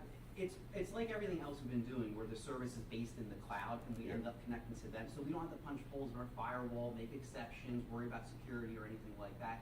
That's why I like that Peterson solution too, because the onus, 1, ends up going on them. 2, the controllers they put out there, they just need internet access. And they can access that from the cloud. We can access everything anywhere, so we don't have to be here. So they're not using, they're using a regular 80 adjust that. port. They're not going through any special ports through your firewall. They're just doing the HTTPS. Yep. That's it. That was a question we had earlier, how they were getting in there, if they were gonna go through the network. Yeah, it's a secure connection right to one of their hardware boxes. We're gonna have one in school 1 boiler room and then one in school 2-3 boiler room. We already have our J's controllers connected to the network there, so it's just a matter of tagging correctly, allowing out to go out to the internet, and then Peterson will pick up everything from there, start the configurations, and roll from there. I mean, to clarify, we might have, and correct me if I'm wrong, we're not punching holes in the firewall, but we are tagging a VLAN, and how are we separating the traffic? So it'll be, what I'll do is I'll put it in a completely separate VLAN, and we have that with the HVAC already, so that'll help separate that traffic out from everything else. Okay, I just want to make sure. Yeah. That way we zero to exploits if they have a problem with their security on their devices, Right, then yeah. that tracking is traffic is segmented off. Yes, isolate that. Okay, Yep. good. Okay, and before that, we had that controller on site, correct? Our controllers were on site, they weren't cloud connected, correct? No, Bruce had to be here to control anything. Yes, that's Okay. correct. Yeah. So I guess my only other question I had, and I think Mrs. Geibel was gonna send me some information, but since we're talking about it, was my only fear with any managed service provider Mhm. is that you are guaranteeing an ongoing cost, right? So Right. there are some cloud platforms that don't have ongoing licensing costs. But most, when they come through, hardware vendors do. So we are now going to have an ongoing cost if it's in their cloud and they're doing the maintenance. So was there an opportunity, I'm not saying we should have done it, but was there an opportunity to host the service ourselves? That I'm aware of, no. So the Okay. direction Peterson wants to go in is to have that cloud managed service. So now they have multiple clients pointing up to that one point, so that way they have everything in control there. That's my understanding. Okay. In our HVAC unit, and I know a lot about computers, but not about HVAC. So our HVAC units, the brand is what? The new boilers, The controllers. the controllers, what is the software called? The brand of the hardware. Brand of the hardware, I don't have that off the top. Like the Train, top of my Honeywell, head. something along those lines. It's It's not Peterson, right? No, it's Okay. not Peterson, So it's one of the big names. So I my- wanna say it's Train. my concern then is, are we doing anything in an ongoing way to make sure that we are backing up and getting copies of our configurations? Well, it's Should funny- we ever want to leave the contract? Well, it's funny that you said that, because we actually brought that up in a meeting with them. We're like, hey, if we wanna just like jet set and go with another company, like, what happens then? We're like, that's not a problem. We can export your configuration out and go, here you go. Here's all the configurations and everything of how all that was set up. And we can take that to another company, and they can upload it on their side, and then they have, almost, the way I'm taking it is it's just like a switch configuration, Yeah. where it's like, all right, how is all that configured? What's your ports? What's this? What's that? And then you just apply it on their side, and then. Well, I hope that we consider getting those exports on a regular basis without waiting to that point, because Right. managed service providers love to say, of course we'll let you leave. And then. And then when you try to leave, that's when things get complicated. And so if it's easy to export, then it shouldn't be a problem for them to There regularly might give be us an an automated export Exactly. every Yeah, I mean, 6 months at least or I feel something. like I was gonna say like 6 months or quarterly. I think that's an easy ask. And honestly, we're kind of doing them a favor, because God forbid something happens on their side. Yeah. It's like, don't worry about it. We have a backup of our config here. We can send it right to you. So it's almost like we're helping them out in that instance. So Yeah. it's like easy positioning. It's also just a security blanket when I signing can't a even, I contract. can't imagine that there's that many things that are constantly being adjusted. It's probably more maintenance related than, performance and maintenance related than making actual. Well, they'll have output historical data adjustments. though, right? So like if they're adjusting temperatures and settings like that, historical data is that's what I'm most worried about. Because Right. you're right, for most things, it's like, hey, just set the schedule, I don't care, it's gonna be the same wherever we go. But if that historical data says, hey, school 2 heats better in this location when we increase this, they're gonna have all of that data. So if we have that exported and we wanna move to someone else, we're not beholden to them. Right, it gives you context with your data analysis. Correct. So it's not just a silo of data. It's like there's actual context to it. So you go, oh, okay, I see the bigger picture here. Yeah, smart thermostats are smarter the longer they can learn, so. So how many zones does the system have that it's managing, that are managing throughout the school? That's a great question. I don't know that. I just deal with the network side of it. So it's like, are the controllers connected, or are you able to get out to your cloud? Are you able to manage what you guys need to manage? All right, and then that's where I disappear into the night. And Bruce is often plagued with it is primarily female women, and you're hot one minute, you're cold the next, so I see glad she all said of that. the work orders None of that us. go in. It's a little hot right now, and 5 minutes later, Yeah, now right. it's too cold. So, in terms of zones, there's a lot of finagling on tempersers throughout the day, and everyone's preference is different. So it's not like we don't just set it and go. Yeah, there's a lot. Oh, that's nice though. Yeah. Yeah, it'll tell you on there, but I know like this system has been like added on to and added on to and added on to, so I don't know exactly like, you know, is this considered a zone? Is those classes over there So, considered a zone? I'm not just- sure. We have but- so many mini splits in the district Just too. because we, So That's a it's good point. different. just because we just talked about the contracts for that kind of thing, does it automatically trigger maintenance or service calls if it notices that one unit is down? Yes. Because the contract said they'd be here within 4 hours of any request, but is that automated through the system? In case it happens overnight while we're not here or something like that? So they will let me know, they are 24 hours, but in order for, me to get here or whatever, but anytime we call them, they're right here, right away. I'm just wondering with the connectivity and things So- that they're describing, so let's say it's just to let you wintertime and know- it's freezing and the heater, school one just goes down. Yeah. Does it automate that call to them to say we need Yeah, service? they'll know, so, I've seen, so what we have right now, we have AME's, network controls, which Peterson, when they took over, they're controlling AME's. AME was actually going out to India, so we were paying for our stuff being controlled in India. Right. So, they, Peterson, they have now, that's why they rather have their controls, cause it's easier, their techs come here, they can go right on their own controls, everything, get everything So done. those controls weren't updated yet? No, They're still on AME? Oh, yeah, we're still on AME, but, Peterson has had it for the last 2 years, using AME's program. They took over AME's program. It's not their own. Yeah, we did switch because we were getting the new boilers. Sure. Yeah. So the short answer is, no, they won't automatically come out if school one froze overnight with the current. No, So- they'll come when they. They'll wait for you to get here and say, damn, Well, it's cold yeah, in here, first and thing in then the call. morning they'll be here, yeah. Okay. And I check all the time, cause we Sure. called a few times. Would you get alerts if something like that were to happen? Yeah, there are alerts, like I said, I've never dealt with their system before, so I'm sure, but like, so when you look on their screen for, when we go up there, so right now, if you go on the AME screen, you got school one, school two, school three, then you gotta click on that, then it tells you, go to the floor, it's like 3 different. Yeah, it's not like a live updated So dashboard. they're- Like a dashboard. Now, when you go on theirs, it'll be the entire school district. Right. By And it's school. refreshing on its own. You'll yeah. see, if, let's say room 21 is, cold, it'll be blue right on room 21, so you know it's cold.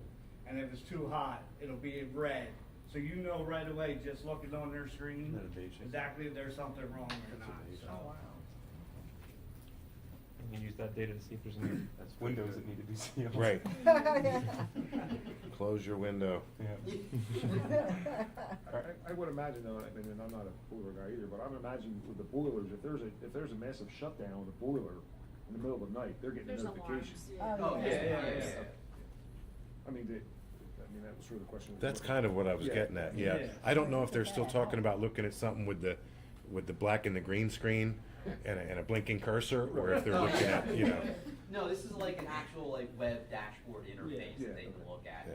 And my understanding is, I haven't seen it before, my understanding is they'll get alerts, notifications of things that are going awry, so their techs can jump in, and if they need to come here to resolve an issue, they'll be aware of that. And I think to Bruce's note, what you were saying is, if you catch something before they catch something, Yeah. because you're in there looking at it, you place a call, they're here like. So what percentage of it is on their controllers?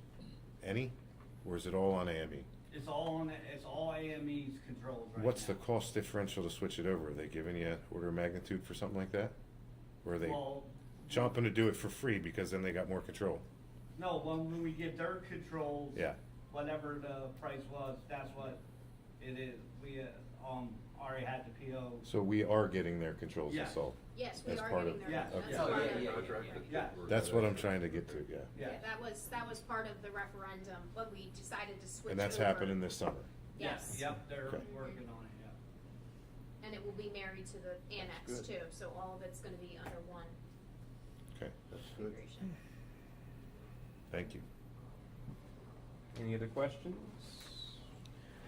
All right, thank you very much, Thank you. and thank you, Mr. Stranahan and Mr. Thank you. Bilkey, for your spontaneous improvisation, being able to jump in and answer questions. As we do. That's why you gotta love Southampton. We're ready to roll. Okay, referendum. I will turn it over to Mrs. Geibel.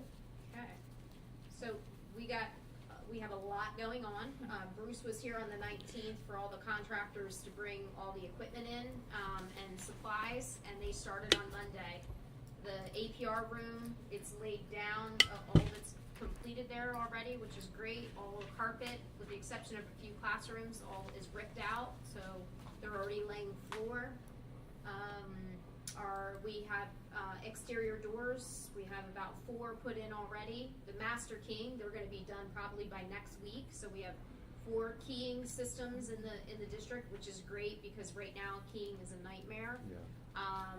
And you know we have that. That should be done by the end of the week.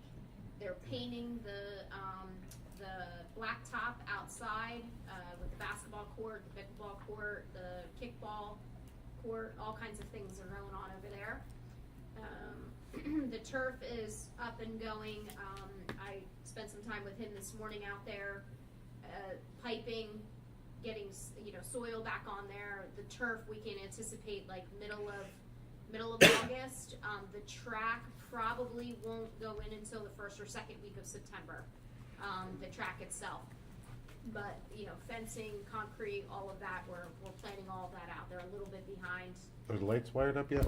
Lights are up. Oh, they're they're not. up. They Yeah. did. They're not Yeah, the powered lights yet? are up, but they didn't run the electric in yet, right? No, I Not was yet. told, probably it's gonna take about another 30 days before they come out. Yeah, to put we have time for Yeah, that, but the I lights walked are out up. back there and was shocked at how big, it's like I- real now. I Yeah. know. You know what I mean?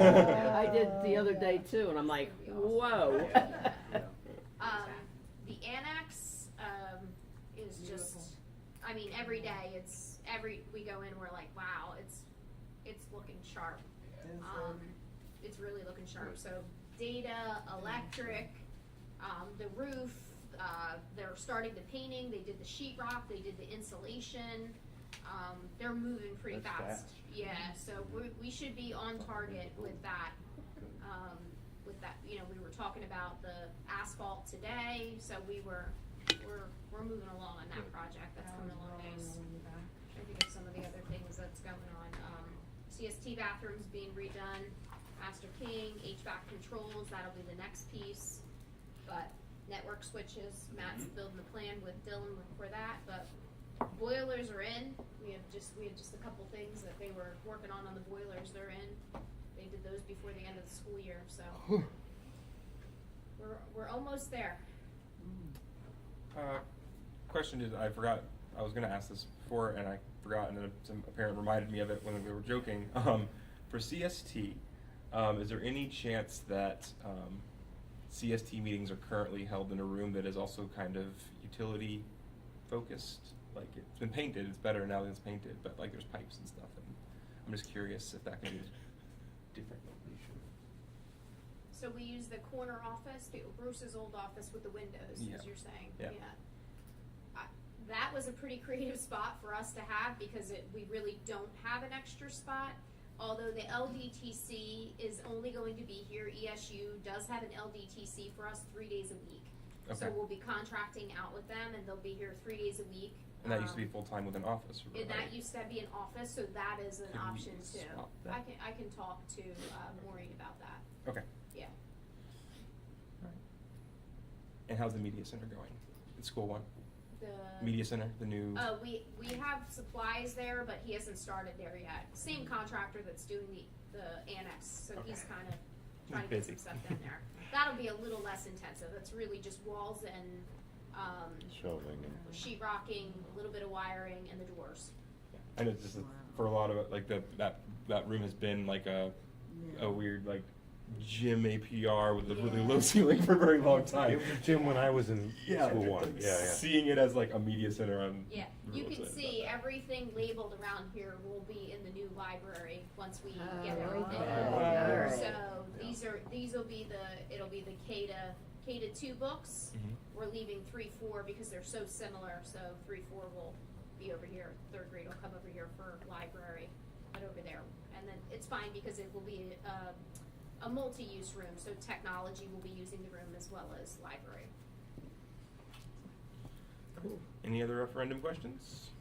They ever give you an idea with the topsoil, what they're gonna do with where we're I at? did talk to him about the topsoil. I got a little ahead of a little ahead.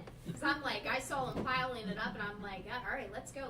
How much can I get for this? He's like, Megan, I'm gonna need some of this dirt. So, so we have to wait on I had a it. fe- He I had a said feeling. about $680. It's unfiltered, unscreened, I mean.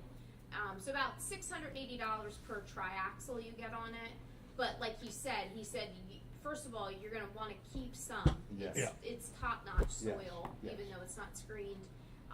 Particularly if we were gonna put a baseball field in, he said you might wanna keep some, he said you get some money out of it, but not what I was thinking. I'm like, we're gonna get a lot of money, cause I saw all this dirt. He's like, slow your roll. But, yeah, so we'll get some out of it, but we're gonna wait. Cause they have to use it to put back over the piping too that they're using, so. I thought it was a one and done, everything was off and it was all ours to sell. Not the case. I just bring it up just for the fact, again, we talked about the baseball field, the solar array. Yeah. Right? That's what he said. He said might wanna like level some of that out. At least you don't have to Well, buy I it. mean, if someone is Buy it. supposed to No. pay for We actually already fixing that took ground, some we don't need to for keep our soil for them, they can pay pre-K for it. Well, no, pumpkin patch. but in the same token, once Good. that's gone, Good, utilize you it. now have the field backing up to those residents, we may wanna consider some type of berm or something That's true. with some vegetation there to protect those neighbors from the field down the line, right? Yep. Cause if they're gonna rip all that stuff out and restore it to what it was, Yeah. just bury it with a fence, Yeah. right? There wasn't vegetation there then, if I remember correctly. Yeah.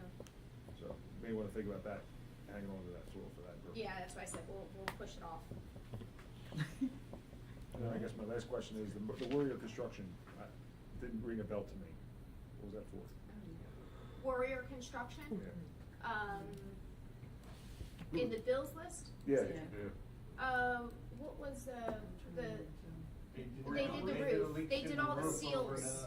Yeah, I remember seeing a name, or an estimate Yeah, before, the but I wasn't sure. roofer, came up and did all the seals and the flashing, all Right, the okay. old flashing and the, All the pipe sealants boots and around stuff. the That's what I thought it piping was, and but stuff. it was Yep, so- it was all replaced. That was a discussion, was months ago, and I Yeah. couldn't remember if that's who we were. No problem. And we are gonna look at them for the run-in shed out there too, we were gonna talk about that, that's why I was like, did I mention that or no, but I was gonna have him look at that anyway, just to see. You talked about the roof repairs, but I don't remember the contractor, and I Yeah, it thought that's was who you Warrior. said, but Mhm. that's clarified. Alright, I'd like to entertain a motion to approve the referendum account bill list. So moved. Thank you, Mrs. Wright, do I have a second? Second. Thank you, Mr. Hahn. Any further discussion on the bill list? Hearing none, roll call vote, please. Mrs. Wright. Yes. Mr. Donner. Yeah. Mr. Hart. Yeah. Mr. Hicks. Yes. Mr. Allen. Yes. Mrs. Roseborough. Yes. Mr. Hahn. Yes. Mr. Corelli. Yes, motion carries. Okay, unfinished business. Check out our information there. If you guys can see, 8 a.m. to 2 p.m. is the board training mega session everyone wanted to do. Please, please, please, please, please, please. What was the date again? please Be there, July 18th. If for any reason your schedule has changed and now that is a problem, please let us know immediately. This is our one window to get these credits so we can maintain our certifications. Do we have a, Take care of breakfast and lunch. do we have a selection of topics for training? It's going to be a heavy focus on the policies, and JSBA is going to work with us to do a training class and then help us work through our policy audit, so we Can can we use the time. perform parts of the policy audit during the training? It's a publicly noticed session, so what I would recommend is we can do the work but not vote until Sure, no, August. but that's fine, as long as we're Yeah. doing something productive while training, I think that's a Yeah. great use of time. Yeah. Ms. Milky has actually agreed to come and support that piece of it, so, because she does do the editing in Strauss Esme, so we're gonna try to kill two birds with one stone good. if we're here and get all that updated and questions, and so, yeah. Well, if that's the case, is there any reason if we've already if we publicly, what time, it's the, It's 8 to 2. no, notification requirements for taking action. So for a special meeting, they're gonna want it has to be 2 days, I think, for the general meeting. I think days off, yeah. But not like if we're still weeks out. Yeah. Okay. Then actually, unless anyone is 10 days. Yeah, make it unless a anyone's meeting. opposed, can we Yeah, put include it a in there, potential that action? Because that then we have way a if low-hanging we fruit we can decide to- just Pluck it off. fix, and then she can put the change in. Well, I thought with the policy, though, it has to be first read and second reading, does it not? I mean, it depends on what we're actually changing. If it's clerical, do we need to do two readings? If it's a clerical change, like fixing a I mean, date, it fixing changes the But if it's a content, no. substantive change. Right, I'm Yeah, saying, after so you, clerical, you should be okay. Okay, so that we can break it into two categories, so quick Mhm. fixes that are just clerical updates, then Updating the we date. knock those out. And then anything that's needs a second reading, we can do the first reading Yep. at that session, second reading in August. But would like to I us like to it. do that and have a discussion on them? So we advertise We're gonna be here training for to the public? you have to get 37 a hours. Forever, so. It's a form of the board's presence. He's going to weave in the training so we can get credit for doing the work. Oh, okay, so we're gonna, It's you're not gonna break it executive up, session we're gonna do the content. work. He's gonna show us how to do it. Show us how to do it Yep. as we do it. Correct. Okay. So the full I'm guessing an hour for lunch, what it was gonna be, say 5 hours, the full 5 hours of this is all on policy?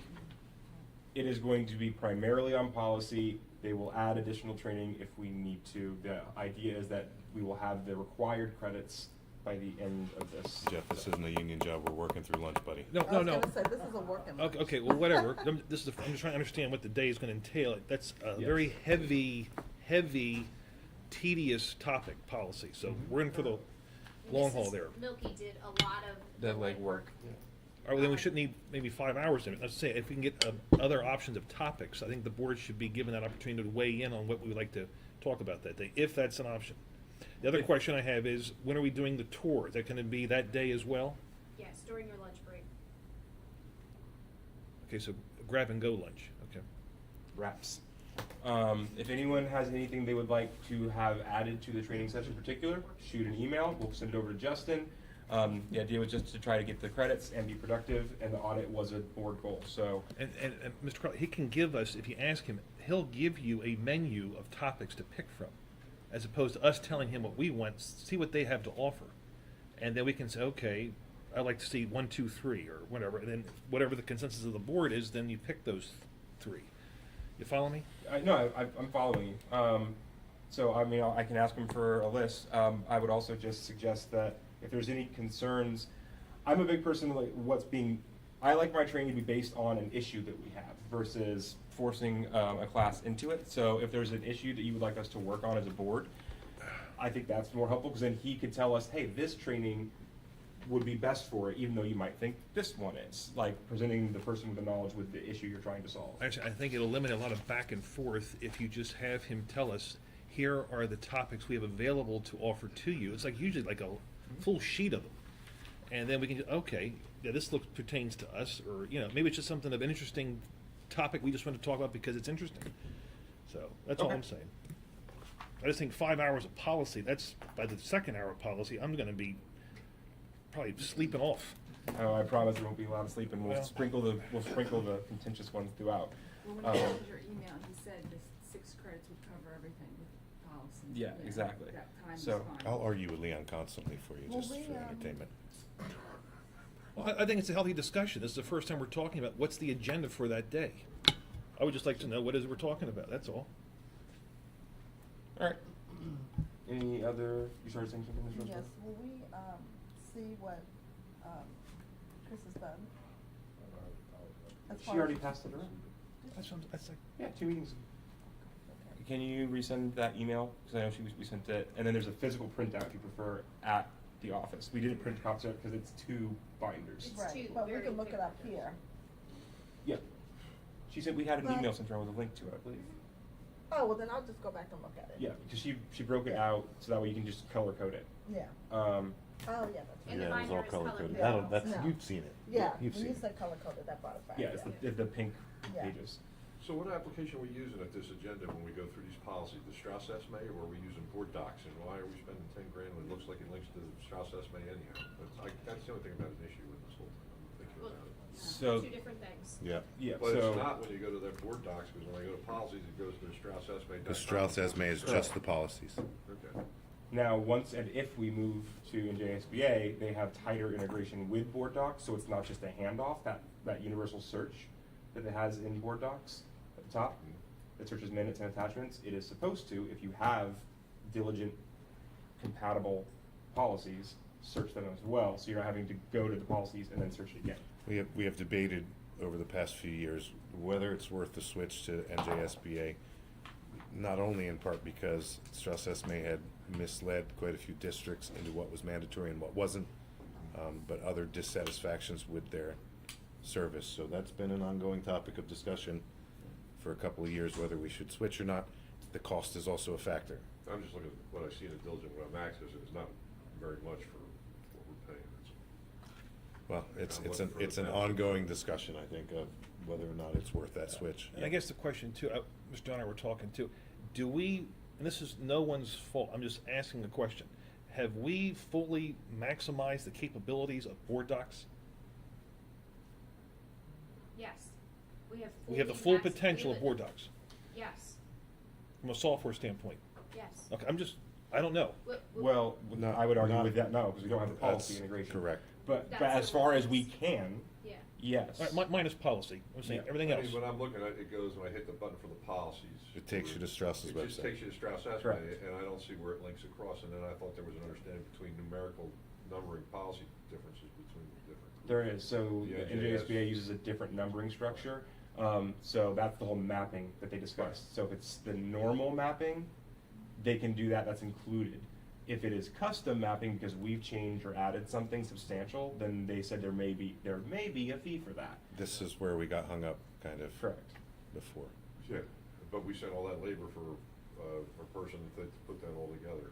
Well, but that's actually Google good Docs though, can do because a then we lot of what can. this program does. We can, it's getting closer to where we're not gonna have to worry about that, right? Yeah. Well, once we clean this up, we'll have options. So once we clean up the manual, then we finish the audit, then we can make a decision, because now it's clean. So if we stick with Strauss, we stick with Strauss. If we move from Strauss, we have a clean manual to hand off to Matt. Then we've had that in mind during the revision of these policies, so we're getting there. And that dramatically, that would, as far as Let's get it board done. docs, it We're makes. gonna have to spend another 10 or 11 grand the next year to do it, that's all I'm saying. That's just for board docs. Correct. Yeah, I know. Well, No, yeah, but that fee is not gonna go away. Right. And I'm saying that's that not- saves you're- the district. We're talking two different things. The integration is the only. Integration is one thing, but thing. you're talking two different things. Right. Board docs is the 11 grand that you're talking about. Right, that's what I'm talking about. Exactly. but Board Strauss docs Esme's is got the nothing to do 11 with it. grand. We yeah. just I know. can't integrate with it. Right. That's all, that's the, But your board argument. docs links to it when I go to look at the I policies. understand that, but my point is that if there's, we've already been down a road with Google before, correct me if I'm wrong, Yeah. and we got away from that, We have because a full year on here, which is extremely helpful with our audits, which we just had an audit in all week this week. The old system, the old way that agendas were done was not efficient, was you couldn't find anything, there was no way to search it. This, for us as a district, this is legally sets us up for making sure all of our That's I's the are part dotted and that's not T's are obvious. crossed. It's worth its weight in That's the gold. part that's not obvious to us, because we're just on this part of the user interface, but Yeah. there's a lot of other background to it that's helping them organize and present this.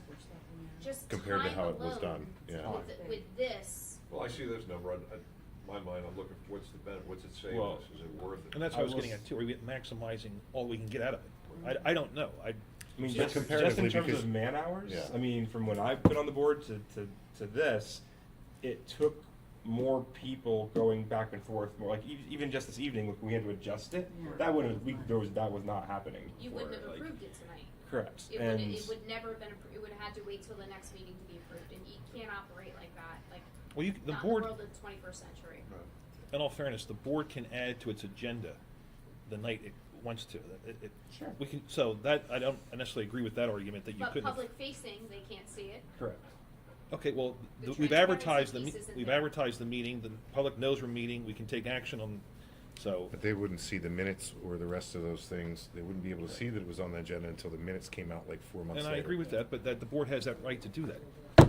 Yeah, on both systems. The difference is now we've cut man hours Right. after the fact, right? So now, when the change happens here, because we use that prerogative to make. It's a live system. I It goes what's here. the man hours we're saving as Correct. opposed to A the ton. cost. It's the So cleanup Right, and the afterwards. compliance doesn't offset issues. The 11,000 we're spending, and we saving that much. And the better. compliance issues that they're dealing with it. Yeah, the audit alone, Now, just, my question is, how come it doesn't get up in the future till today? Like, I had to go to the bottom and look for it earlier. Because That's it a has to bug. get posted, and when it's not public, it's not featured. Okay.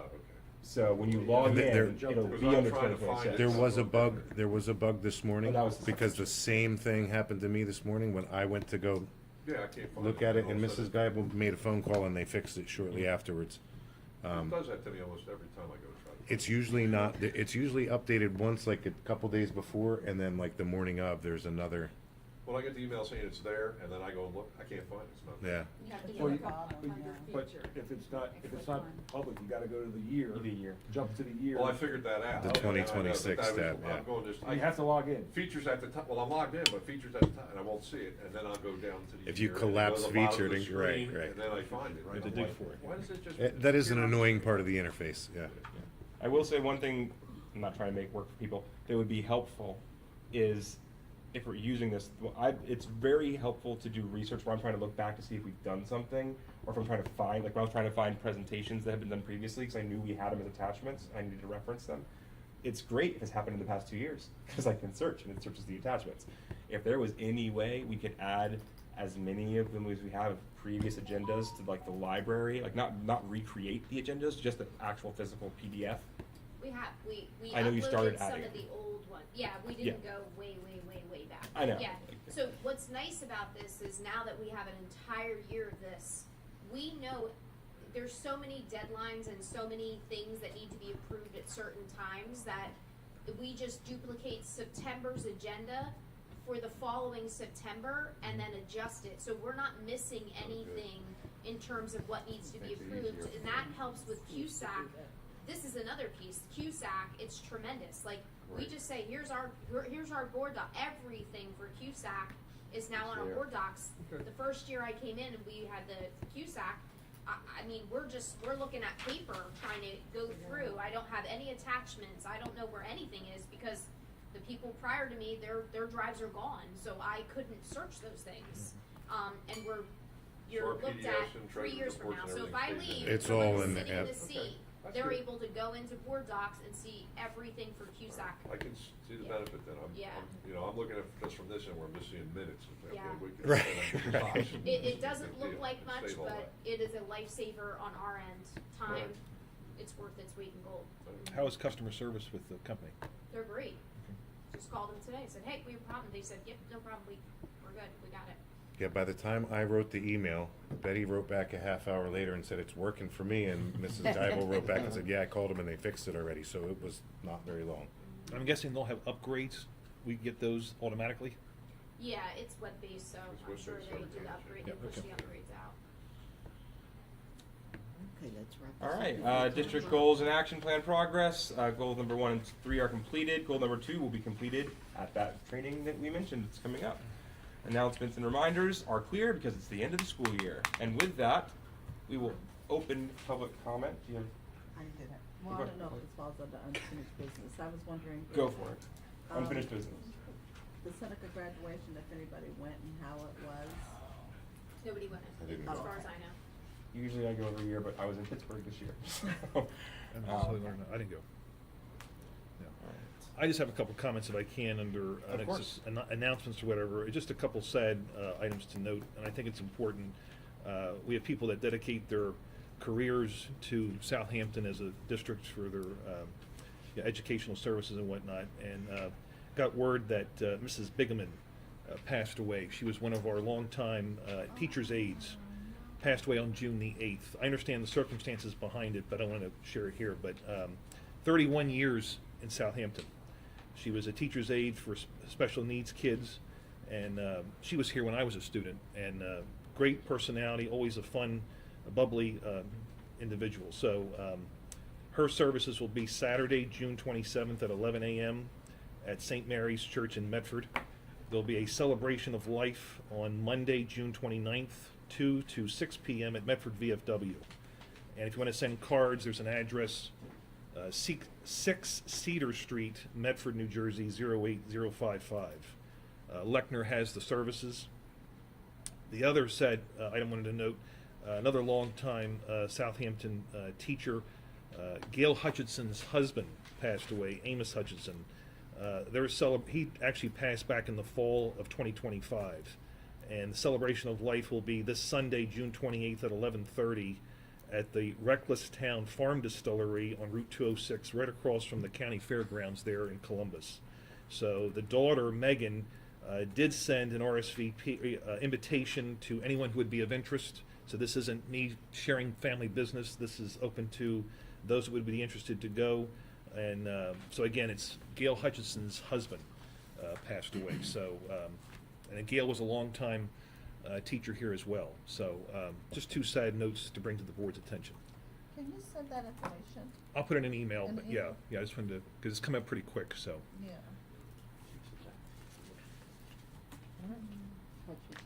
Thank you, Mr. Hicks. Anything else under new business? Okay, with that, I would like to open public comment at 9:54. And with that, I will close public comment at 9:54. Gee. It's a record. And I would love to entertain a motion to adjourn. Motion to adjourn. Thank you, Mr. Allen. Second? Second. I'm going to give that to Mr. Donner because he hasn't been making motions. Any discussion? All those in favor? Aye. Any opposed?